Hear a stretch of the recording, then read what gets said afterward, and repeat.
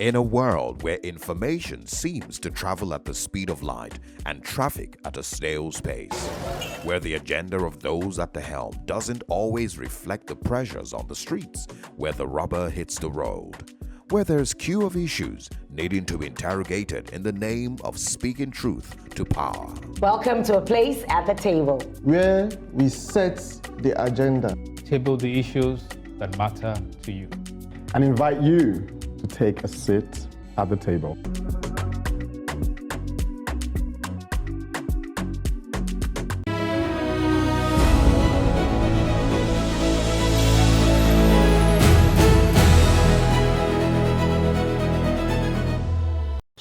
Welcome to a place at the table where we lead on conversations that matter to all of us. I'm saying NAFDAC should receive the spirit of Dora Akuyele and save us from death.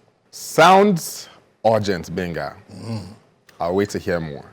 However, I have a question to pose to all of us that has equal urgent outcome. If politics is a marketplace, are you a customer? Interesting question there, Bright. It depends on what they're selling. But in the meantime, I am saying all of us should be afforded a second chance at life, which is why my advocacy is on second chances. Second chances, Funke? Sadly, not all of us are afforded that. I will be speaking out on behalf of those who are denied a chance in life, so that others don't have to suffer the same fate. I'll be speaking out for the late Professor Jason Arday. We say what needs to be said to engage, enlighten, and even entertain. Rather than complaining about bad content, we need to step up the plate and fill the void. A voice for the voiceless and good content to replace the rubbish. That is what we are about at the table, so pull up a seat.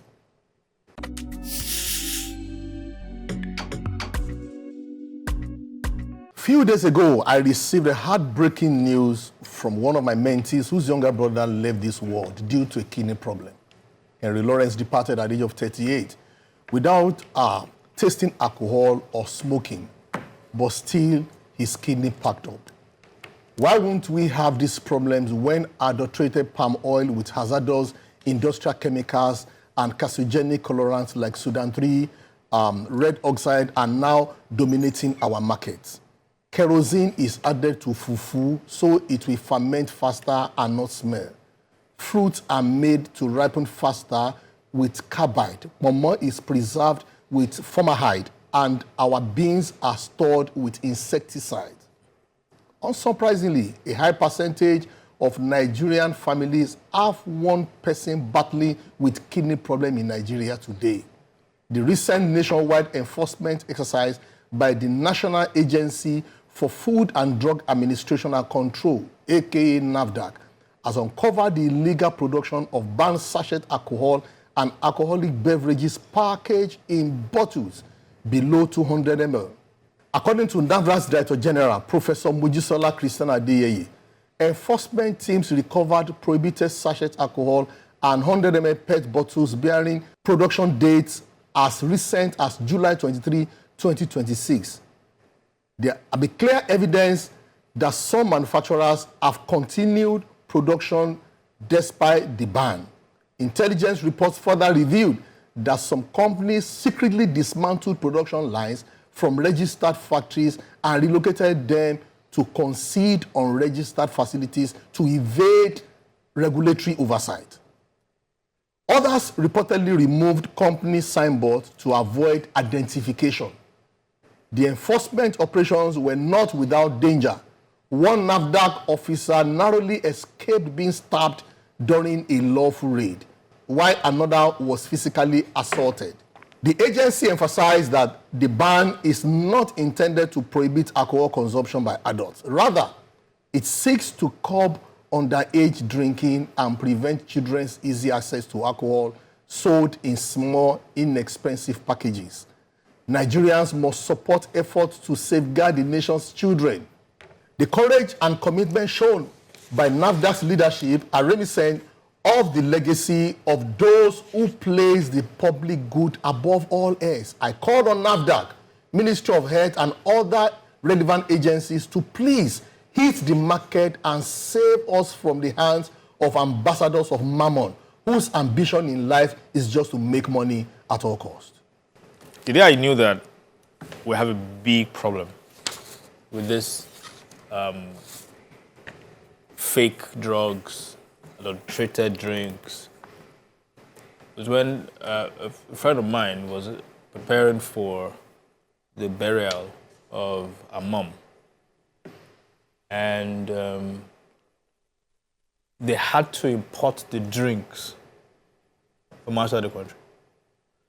They didn't just import it from outside the country, they stamped it. And what was served to guests was with that bottle showing the stamp that it was not bought in Nigeria. But when you hear what the Spirit and Wine Association of Nigeria, SWAN, said, they estimate that up to 40% of wines, spirits, and alcohol sold in Nigeria is adulterated. Now, pause for a minute and just think about that.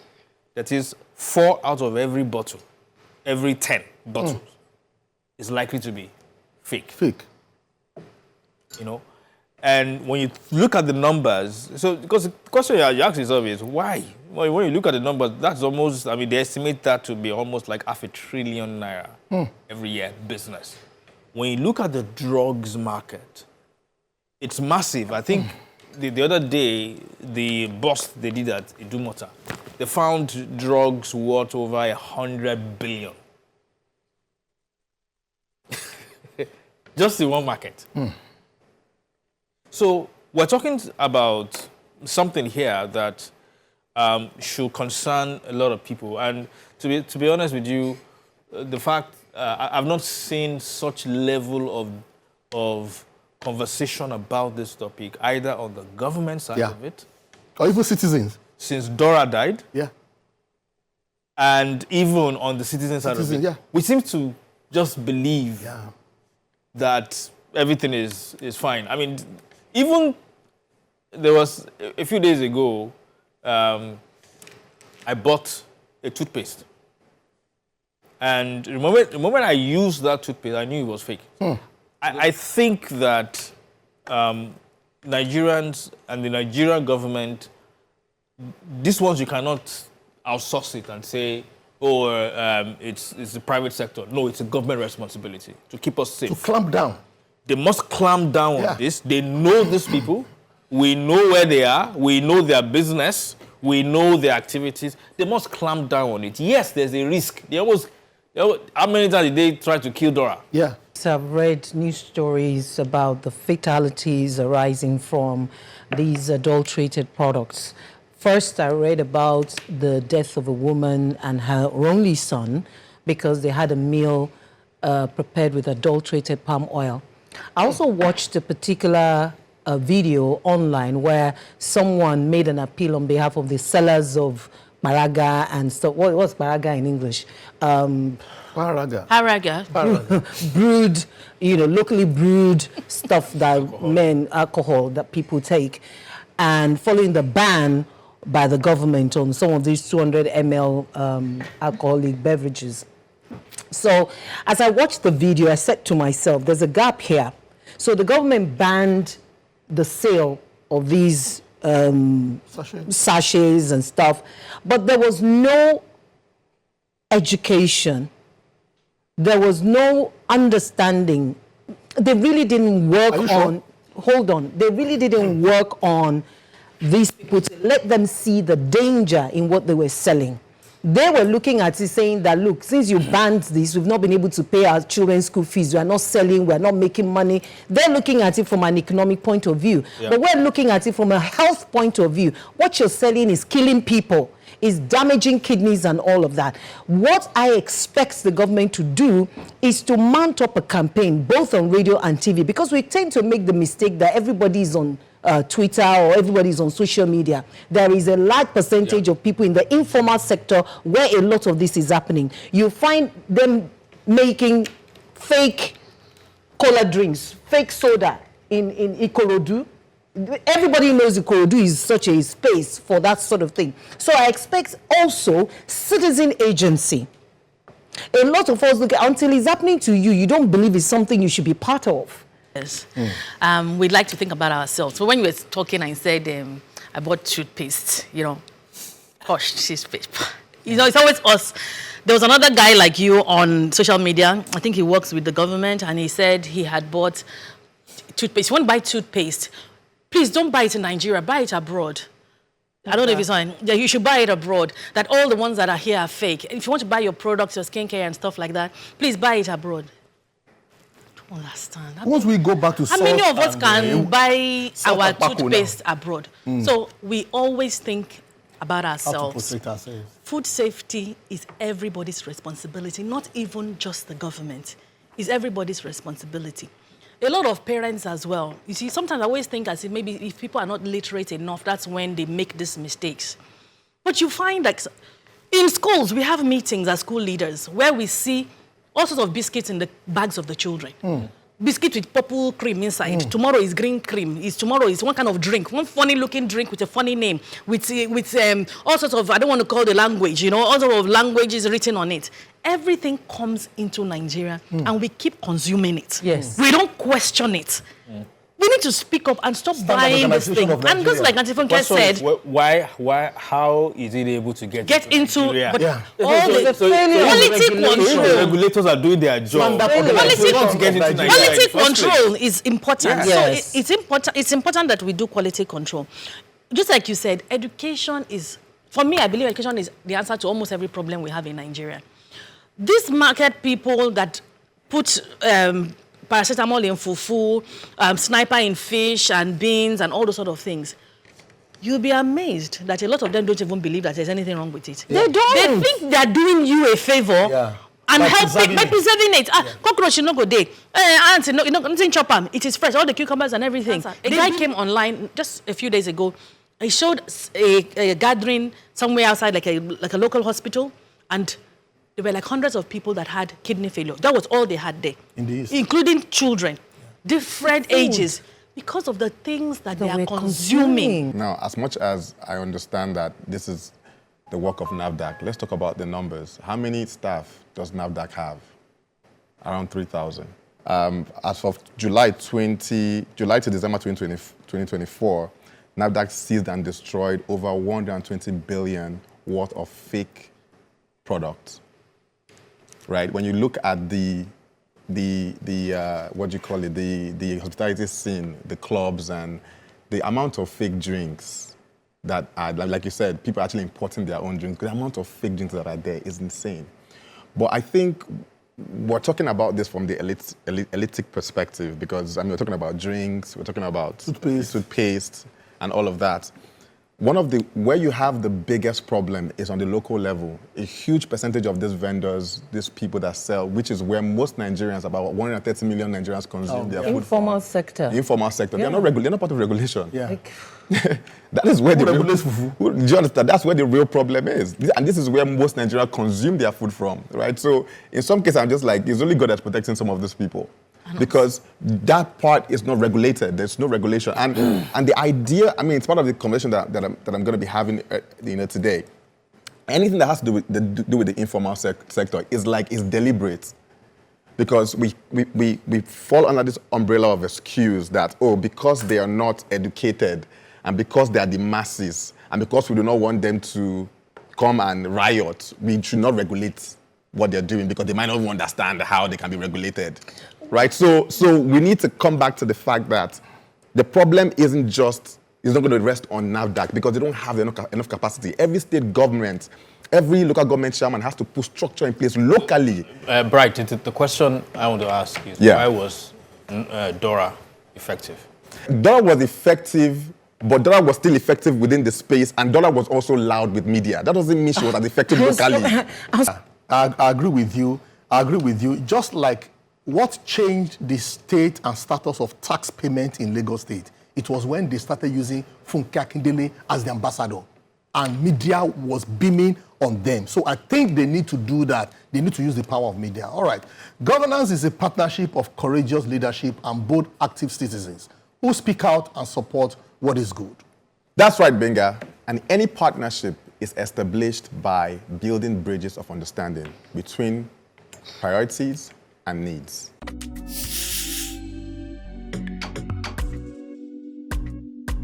Last week, the Kano state government sponsored 1,500 couples in a mass wedding. 1.5 billion naira was committed. The internet erupted. Misplaced priority, people said. Meanwhile, 1,500 families who could not afford to get married went home with a bride or a groom, furnitures, and a seed money to start a business. So, who exactly had the misplaced priority? Hold on.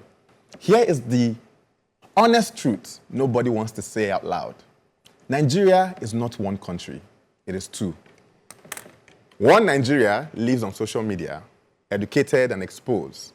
It wants infrastructure, accountability, institutional reform. That Nigeria is roughly 10 million people, less than 5% of the population. The other Nigeria, over 130 million people living below the poverty line, with literacy rate of 60.9%, want food on their table, school fees covered, and yes, sometimes help getting married. Its priorities are not wrong. They are simply different. And here is where the problem lives. The educated minority keeps making one fundamental mistake, assuming that because they can see the bigger picture, everyone else should too. They mock the voter who sells their vote for a bag of rice. But that voter is not irrational. A hungry person optimized for today, not 2027. When survival is a daily agenda, long-term governance is like a luxury. Politicians understand this better than the critics do. Politics in Nigeria is a business, and every business has a target market. The mass wedding in Kano is not a mistake. It is a perfectly delivered product to a perfectly identified customer. To them, they've experienced governance at its highest level. And when that candidate calls them during the election to vote, they would show up. So, before we call it misplaced priorities, let us ask the harder question. Have we, the educated, exposed, and the outraged, ever made our priorities speak the language of the majority? Have we translated accountability into what it means for a widow in Kano or a farmer in Benue? The bridge between these two Nigerians is the most important project nobody is working on. And until we build it, politicians will keep winning by feeding the majority what it needs today, while the minority argues about it on Twitter tomorrow. The answer to everything is education. I lived in Kaduna, I lived in the north for a big chunk of my childhood. I was in the north. So I kind of like understand a lot of the things that you're saying, and I don't see, when they say no light detected, I didn't see any. It's a strategy. The people are the shareholders, they're the customers of these politicians. And yes, the minorities are the ones that are actually complaining online. And that's why certain conversations like that, I don't actually engage in them on social media, because I also believe that it is weaponization, these things that they are doing. Until that education reaches that side and they can also see the bigger picture. And I always hate to say this, but I always feel like Nigeria, especially the north, as much as I love the north and I grew up in the north, I don't believe it's still one country. Because it's still, when I watched the videos, there were underage children that also got married there. So if child marriage is not something that we condone in the country, it's happening. It's like anything they want to do, they do and get away with it. So this sort of conversations, I just feel as if they have their own laws, they have their own rules, they have their own peculiarities. So I just leave it to them, and I just pray that education will also get to that side. In life, your vision determines your speed. In summary, what if that's what they want in their life, for their life, until they are exposed beyond their present belief state? What if that's what they want? What if that's what they want? It's not even what if. So that's what they want. Yeah, they love it. Yeah. So until they are educated, until they are exposed, beyond this present belief system. If that will not happen for me, no tata, no yon, I don't say anything wrong. I'm going to throw this challenge to all these content creators before we go further. I need you guys to go into the marketplace, go into the rural communities, and ask them, what does governance mean to them? Let's hear from them. Let's hear what they think, if it's roads, if it's schools, if it's hospitals. Even if they know the meaning. And let's see, because until we understand what it means to them, we would keep, pushing the wrong narrative and thinking that with our voice that's as loud on Twitter, it actually has an impact in the real state of life. All right. The stratified electorate is what the sophisticated and clever politician works with. Because what he wants to do is consolidate power and to make each of those stratified electorates to vote for him. And you know that, because I know you understand politicians. Right. So now, how politicians strategize to meet each of these stratified electorates based on their reading of their realities is what they do. All right? So the politician will map and engage the stratified electorate according to their different interests, identities, and socioeconomic realities. Yes. Okay, so that's why they will go to Chatham House, because there's a particular set of the electorates who need to be heard and to be seen with them there.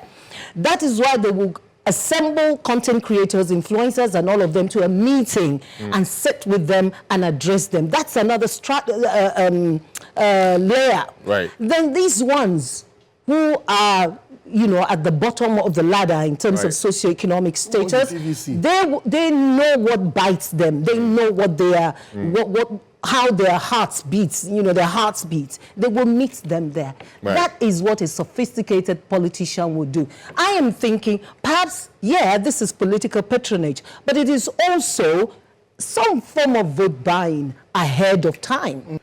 I mean, one breath, we cannot blame elite for talking about priorities, and then the next breath we say, okay, why are you asking people not to sell their votes because that's their own priority? We can't have it both ways. But you see, the thing is this: if the Kano people want to be spending their money marrying children or whatever, Marrying children, they should have. If the people accept that, then they should have the right to do so within a properly structured country, where every region controls their resources, controls their security, and contributes a fraction of their income to the federal. Because today, for instance, I don't know how many people listen to the the conference, I don't know whether it was a press conference, the one that the finance minister was giving a breakdown I just saw it of the finances.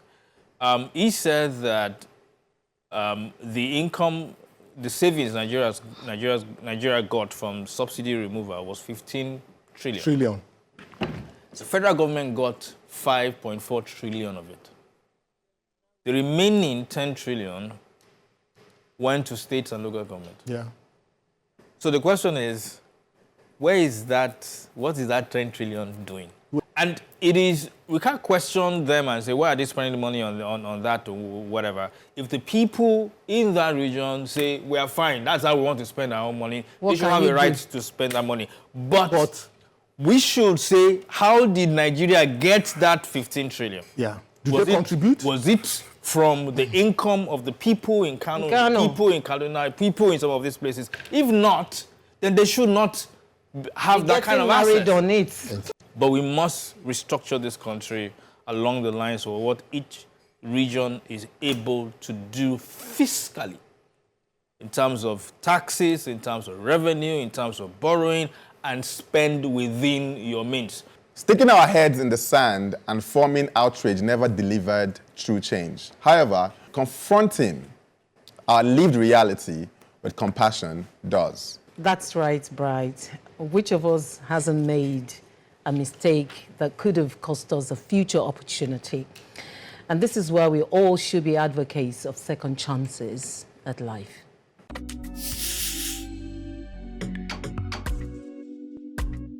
In July 2019, the First Lady of Ekiti State, Erelu Bisi Fayemi, decried the practice of expelling pregnant schoolgirls while allowing boys that impregnate them to continue their education. She called for such girls to be given another chance. I remember writing a monologue on that on Plus TV Africa's The Advocate. Last weekend, Nigeria's Universal Basic Education Commission, UBEC, launched the rehabilitated Alternative High School for Girls in Agbuju, in Amuwo-Dofi, local government area of Lagos State. Now, this is a significant development for those of us who advocate for girls whose education was cut short by early pregnancy, financial hardship, and other life challenges. I'm elated that the Executive Secretary, UBEC, Aisha Garba, emphasized it as a second chance for girls. And it's important to celebrate because no one should lose hope due to an error of judgment or a flaw in character. Every human should be given a chance to redeem themselves. Girls with teenage pregnancies, people on drug rehabilitation programs, and the incarcerated deserve another shot at life. And beyond Nigeria, other societies have deliberately created educational pathways for people whose lives have gone off course. Because education should not become a privilege reserved only for people whose lives have followed a straight line. In the United States, the Yale Prison Education Initiative, founded in 2016 in partnership with the University of New Haven, offers associate and bachelor's degrees at McDougall Walker Correctional Institution in New England. It also runs a program at the Federal Women's Prison in Danbury, Connecticut, the only one for women in the U.S. Now, back in Nigeria, informal non-governmental catch-up centers abound across the country, while government-owned alternative high schools are rare. Osogbo has one. A second one for Lagos is in Ikorodu, is said to be under renovation. Kano State runs 29 specialized girl-child classes for out-of-school girls with vocational skills integration to promote immediate self-reliance. Now, as the 2027 elections inch closer, this is an example of what women should demand from politicians. These alternative high schools should develop into a system with opportunities to rebuild lives interrupted by circumstance. Education should be free. But what are we allowing online today in our country? A popular on-air personality and TikToker just presented his son to be mentored by another TikToker who just got married at the age of 23 or 24. Another realtor in Abuja also brought his son online and said, from today, this is your mentor. Excuse me, is TikToking a profession or a career? Streaming is now. You see, should you make your money? No, I don't have any problem with you making your money. But please, what are we teaching our younger ones? You see, we are in a serious problem. More party wants in you. We're in a serious trouble. Every year we go around the 5 divisions of Lagos State to train these youth in their thousands. And what we hear, what you see. Are you aware that in this Lagos, with all the Akitians means activities that they are doing to get people engaged, build this, train them this. Do you know that our children are not willing to do? Do you know? We go to Ikorodu, for example, and they are asking us, are you going to give us money when we finish? For you to come and benefit, to come and get jobs. Come and get jobs to do. And you are asking that. So, for me, we are just treating the branches. What is the root? What is the model we are showing them? So, yes, second chances are good, but I do believe that what they are doing is a step in the right direction. I also believe that we should put the same kind of energy into prevention of those pregnancies. I believe in prevention being better than cure. I think our society needs to normalize the fact that our youths are having sex. we want to believe that they are not. They are actively having sex with one another. Boys and boys, girls and girls, and all sorts of variations. So let them have the condoms. Let them, and yeah, so what are you going to spiritualize everything? I'm a born again Christian, I believe in Jesus, don't fornicate. Yes, but it is the reality. Yeah, on ground. Yes, Yeah. They're having sex. So please, can we equip them? Can Even we tell online. them about the responsibility that comes with it? Especially the ladies, because when they do the thing, it's the woman that will normally carry a lot of this, including the shame, including everything. Now, because when we give them the second chances, we are assuming they're all from stable homes. A lot of them, their parents are already struggling to send them to school. You now brought pregnancy Dysfunctionalities. and added to it. So I've been in this kind of scenarios where the baby is there. So even if you want to go back to school, you're breastfeeding your baby is not taking a bottle. There's so many things that comes with motherhood that even when they give you a second chance, it's not always that easy. I'm not saying it's impossible. There are many people. Another thing that Uncle Benga has said is what is happening on social media. On social media, they're glamorizing single motherhood and stuff like that. You know, it's cool, I can do it all myself. I don't need a man. I don't, all those things. They're really happening on social media. They're happening everywhere that they can do it on their own. It's not easy. Ladies, it's not easy.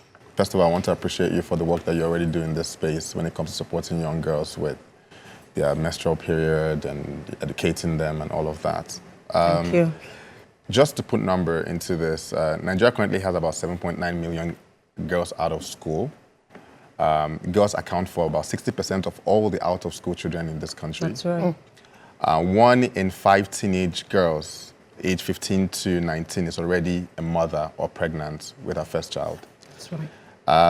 In KB State, that figure is about 32%. In Zamfara State and Kaduna State, about 30%. In Lagos, just about 3%. So when you really think about this, I feel like we as citizens, we have, especially I will always go with the educated and exposed citizens, we've always felt like, because we understand how systems are supposed to work, we always put the responsibility to the government, because I mean that's why we pay our taxes, right? Yeah. That's your job. That's why you were elected. But we need to come to that realization that it's not working. We can't keep relying on a system by talking about it. And one way for us to solve this problem is to look inwards and ask ourselves, what can we do as individuals? Like what you're doing. You ask yourself, what can I do as an individual to start solving this problem the best way that I can? But what you can do as an individual, as an organization, right, as a bank that have your social responsibility, as a church, as a mosque, that's where most people actually go for direction. What can you do in those spaces to be able to create more opportunities for girls and for just young people in general? Because as much as I really love the girl conversation, there's a lot of guys that are dropping out of school too. Yeah, so I mean, I wrote here that investing in women is investing in the economy. Because if women are empowered and to the maximum of their capacity, they also contribute to the GDP of the country. And the reality is that a lot of women are not empowered because they fall out of that economic table because of things like teenage pregnancy and all that, because it sets them back. Yeah. A lot of women can't continue with their education. They have to take a step back. They go into motherhood, and then it reduces their economic ability or their capacity to be able to contribute to the economy. So the government must understand and that having a policy around this is not ticking the box or it's not vibes. No. It's actually very good economic policy that we must do. And that's the CEDA, the Convention on the Elimination of All Forms of Discrimination Against Women, made it very clear, that all laws, all conventions, all traditions or whatever, geared towards stopping women, especially pregnant ones, from going to school must stop. And we've seen countries like Tanzania, Rwanda, and some of all these other countries actively making sure that there are laws in place to make sure that even if a girl gets pregnant in school, she still has to continue. I've not seen in Nigeria on a federal basis That's the point there's a I made policy as well, yes. in there. Kudos to Erelu BC Fayemi. She's always been an outlier in that field. Precise. So when we speak out for others, we are effectively speaking out for ourselves. Call it enlightened self-interest, and you're just right. Well said, Funke. We speak on behalf of Jason Arday because no one should have to face the racist bullying that cost him his life.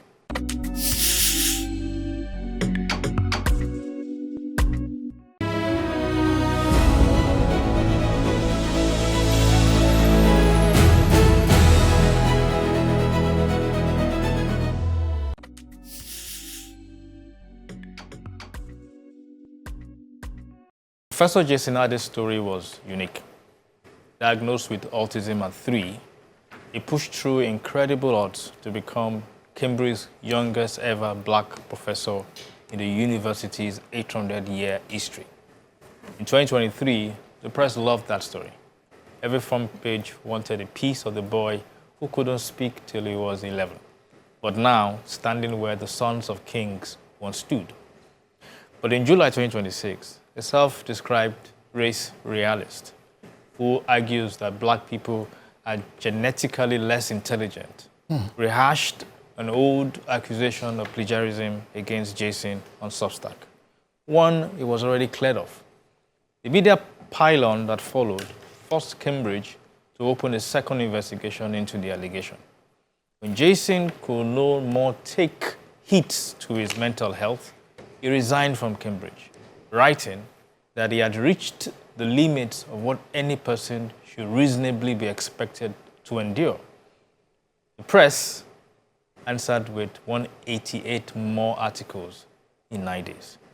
Compare that to Dr. William O'Reilly, a Cambridge professor whose plagiarism was actually proven by a tribunal, but cleared as product of negligent acts, and by the way, kept his job. The press wrote one story. 1. Jason, unproven, denying it to his last breath, got 249. This was never about a PhD thesis. This was about using him as a poster child to push an agenda against diversity initiatives and policies. That is why politicians like Boris Johnson and Joe Farage joined in what has now been described as a public digital lynching. The truth is simple. Cambridge failed him. The media failed him. His political leaders failed him. This is what council culture does. It strips people of virtue, leaving them with nothing but pain. Some may have the thick skin to bear it, but eventually a few will bow to the pressure. We now live in a world where words like diversity, equity, and inclusion, DEI, has become euphemisms to smear and question the qualifications and intellectual capacity of minority groups, especially people of color and women. Decent people cannot afford to be silent. We must push back and adopt the popular British slogan, if you see something, please say something. Rest in peace, Jason Arday. I have a dream that someday our institutions will be able to certify our professors in such a manner that it will be so globally respected that we don't have to move to other countries. I have a dream that we don't all have to jackpot, that we'll build Africa.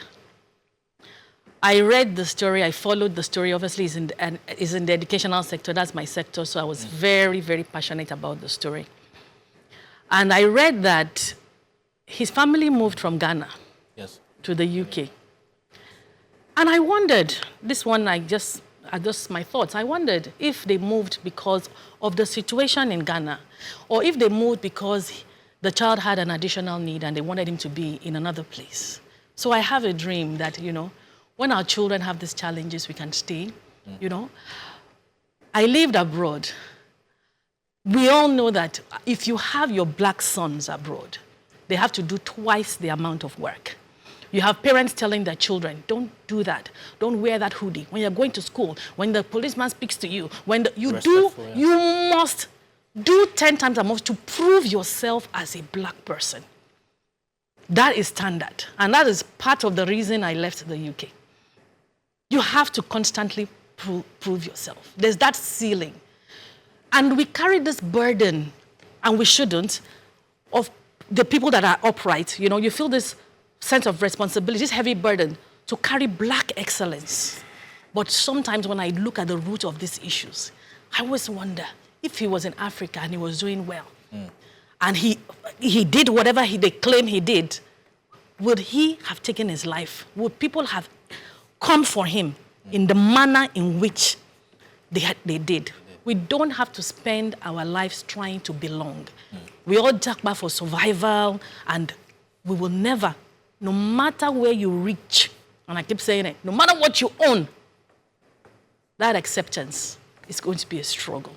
There was a time where when you're dressed like an Emirati and you're in London, people see you as a suicide bomber, like you want to.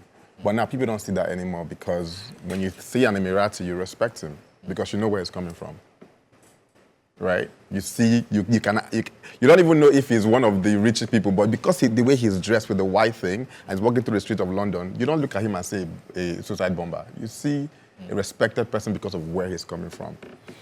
And I'll always say, no matter how wealthy you are, as a black person anywhere in the world, you're not wealthy. They just need one thing to take everything away from you overnight. I mean, there are ways, there are stories. There's Kanye West, when he decided to say, oh, I want to go towards a different path, I have a different mindset. This is what I think.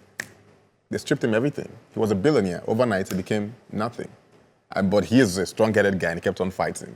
They tried to cancel him, it didn't work out. A bunch of people, McMill.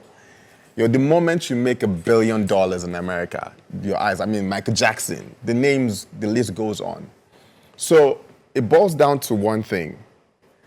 As long as Africa isn't developed, no matter where you are as a black person, you would not get the respect that you think you deserve or you earn as a human being.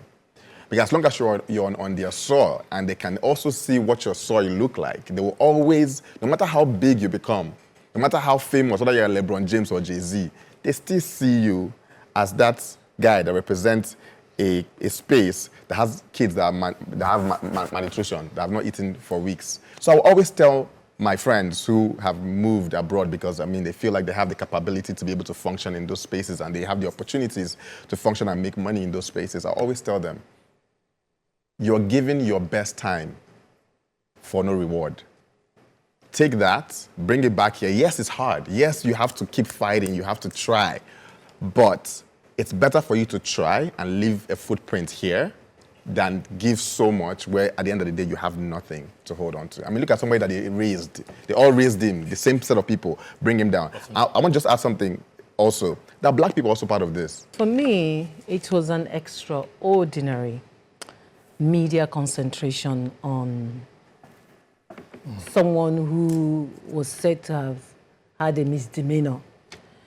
It was extraordinary. It bothered on hounding. It was relentless scrutiny that spiraled out of the academic world into his childhood. That man was torn. He was stripped of everything and anything.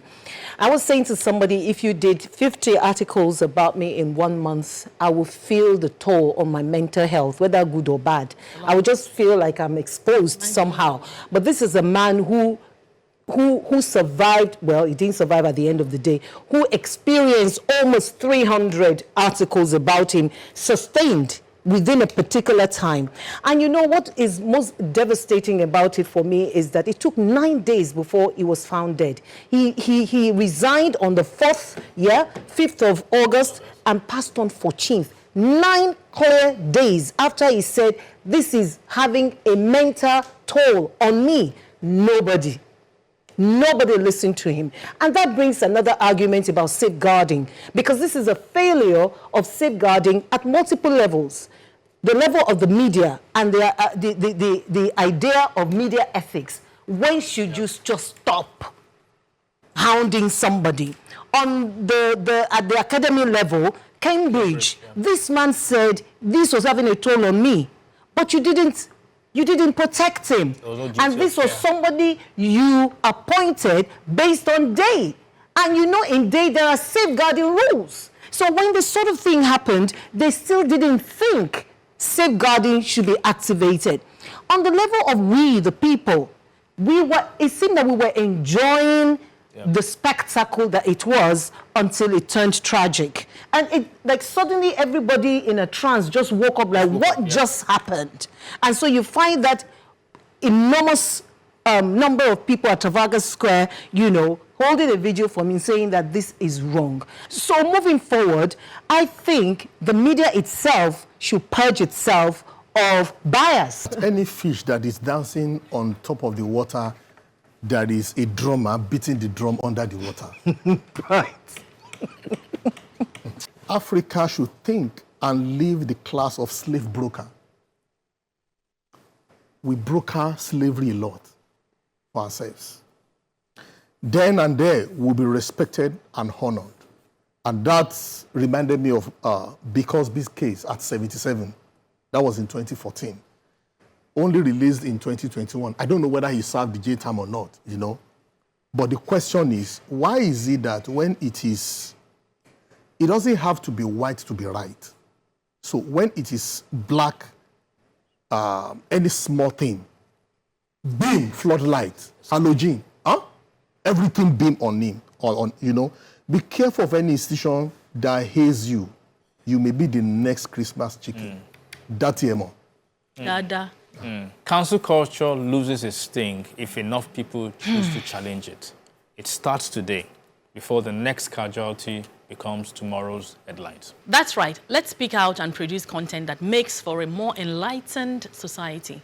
Complaining alone never provided any remedy.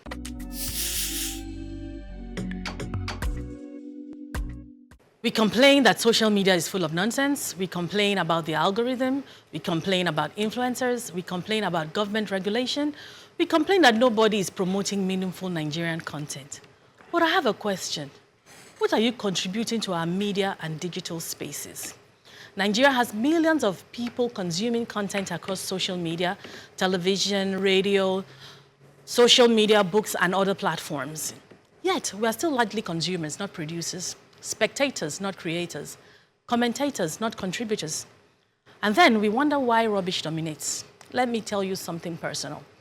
When I started creating content as an educator, I was judged, dragged, insulted, threatened. People had something to say about everything, from my voice to my hair, my appearance to what I was teaching, but I kept going. Eventually, people got used to me.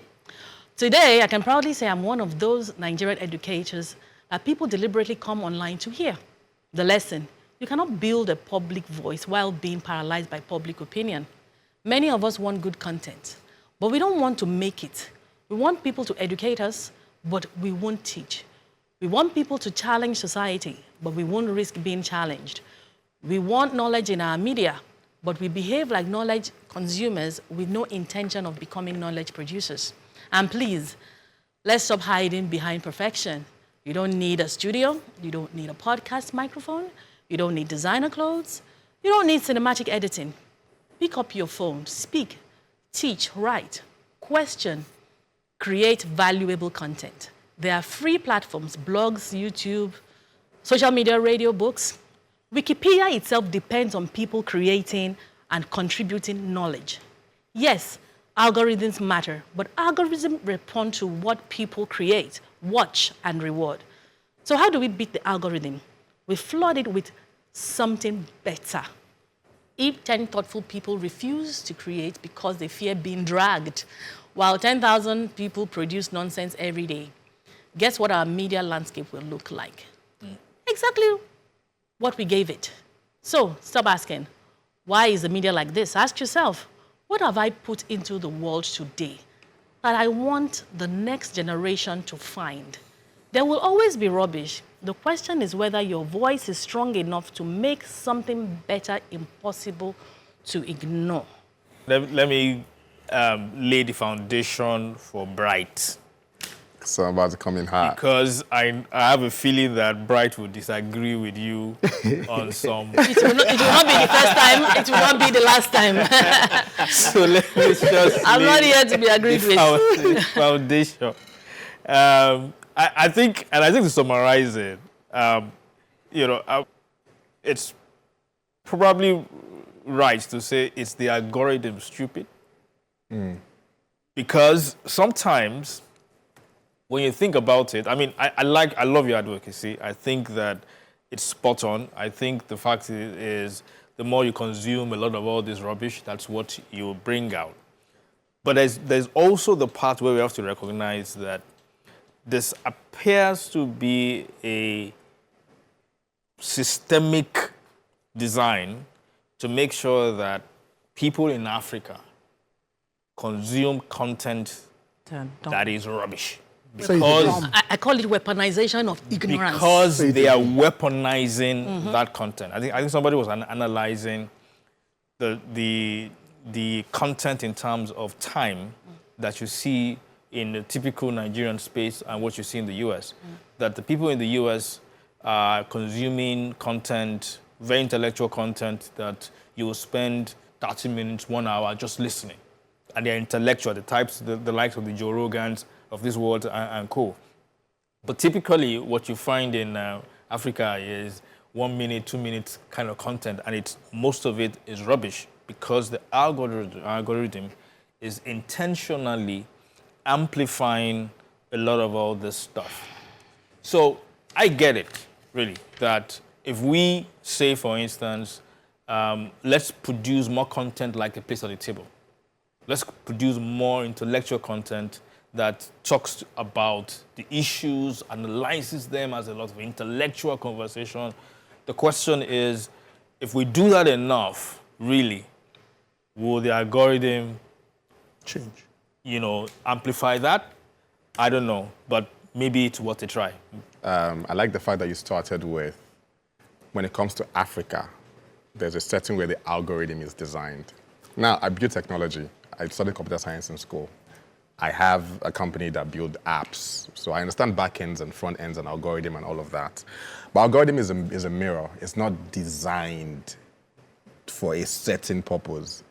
It is an infrastructure that rewards time and reaction. So as the content is going through, as you're scrolling through the content, if you spend at least 10, 15 seconds in that content, the algorithm, you train the algorithm that this is the kind of thing that I like. So it brings more of that to you.